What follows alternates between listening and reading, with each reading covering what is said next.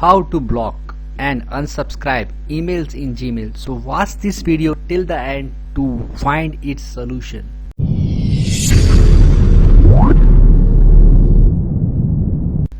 So this is my Gmail account and I want to not receive emails from Panjung.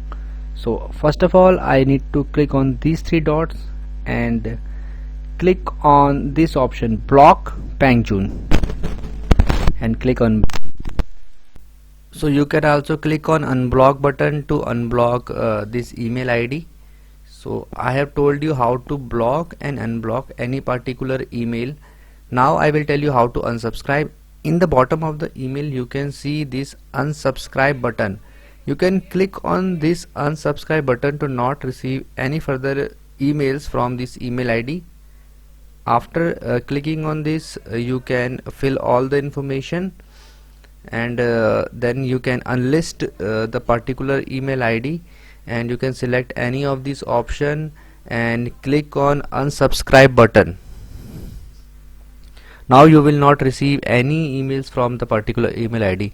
I hope now you will be able to do it, friends. In case you find this video helpful, just hit on the like button.